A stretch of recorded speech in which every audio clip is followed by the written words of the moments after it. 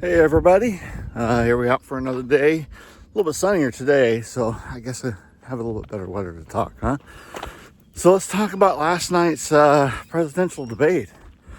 Um, you know, pretty much like I called it. You had one guy who had a hard time getting out any words, and another guy who, in a 2-minute span, went over 5 different topics. So, you know, what are we going to do, right? Obviously not a great choice either way. Trump proved to himself last night that he was every bit the same person he's always been. Pretty much basically a bully towards anybody who doesn't believe in what he's talking about. And then, of course, Biden, he's elderly. He's geriatric. He's a person that really should not be in office. So, there's lots of decisions that need to be made in the next few days. I don't know about the Republican side. I've given up hope that they'll actually make any changes in their party. So, I was an independent. I'll tell you that. I used to vote both Republican and Democrat. But, until they get rid of the MAGA mentality, I can't vote Republican anymore.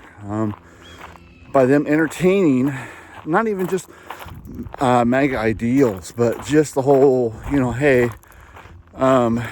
this guy's a convicted felon. He's been charged over and over in civil trials, but we don't care. We're going to keep him on there just because he's our best hope. Governor of Georgia the other day said he's planning on voting for Trump. This was a guy that Trump called up and said, hey, I need you to find those votes. He was trying to get the governor to do an illegal act. But yet, all of a sudden now, I'm still going to vote for him because, he's my party and I vote on the party line.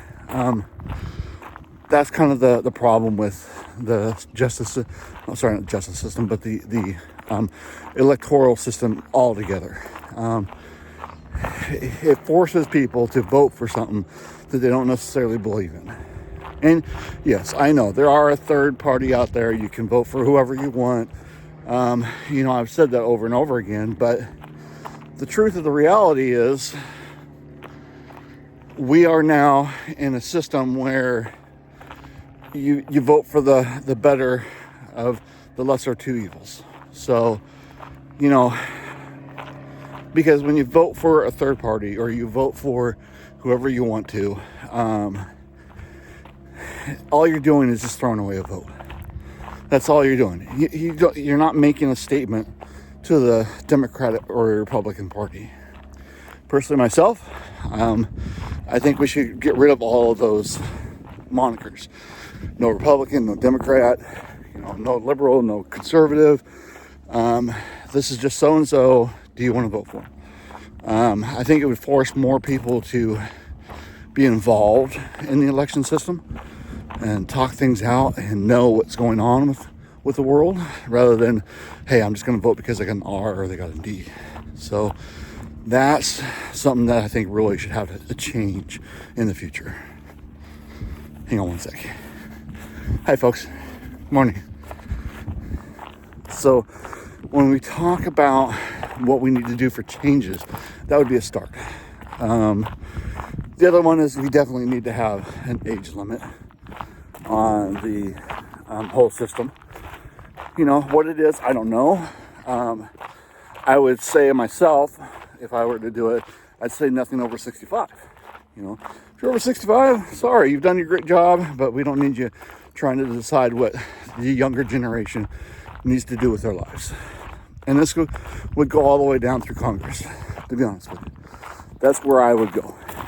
Again, force younger individuals to get in there and bring in new ideals, rather than rely on the older, system of things and their views.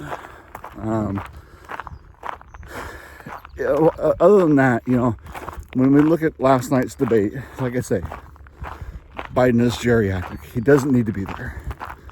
The Democrats would do themselves well, to be honest with you, if they said, hey, look, Biden, great to know you, but I think we really need to concentrate on somebody else. And, honestly, myself, I'm disappointed that Gavin Newsom wasn't the one that ran this year. He's a moderate. He's a person that knows how to deal with the border. He's a person that has dealt with a lot of international policies, since he is technically an international state where he deals with Mexico and a lot of trade from overseas. So that's the person really I would have liked to have seen run, and I think that they really should entertain that idea. Vice presidential pick, a lot of people say, oh, well, Kamala is less popular than Biden is right now. The VP has little to do with it, other than bringing in some, big gender change. Like, I would say on the Republican side, most likely they're going to have a black VP, just because it hasn't been done. Versus on the Democratic side, they've already done black president. They've already done a woman VP pick. So, their options for shaking up their base is going to be pretty limited. And having a black VP on the Republican side basically allows them to bring in more black votes. Now, they've got two candidates on that one, Tim Scott, and I can't remember the other guy's name. More than likely, they're going to have the other guy come in, just because he's a little bit more younger, a little more youthful. He brings a little more energy to the role. So I'm going to say probably they are going to be the one to get that pick versus anything else. But again, it really needs to have something different go on than what we're currently experiencing. Because last night, all that did was show the rest of the world, how messed up our politics are right now, and how vulnerable we are right now. Regardless of it, if it was Biden being geriatric, it just shows them that, hey, look, we can take advantage of either side. Trump manipulated by money. Versus Biden may not have a total strength to stand up to, different policies. So where do we go? I don't know, but definitely something needs to change. And hopefully this won't be something that's going to affect me for the next few days, so I have to keep talking about it. But thought I would share with it today, and you guys have a great day. Bye.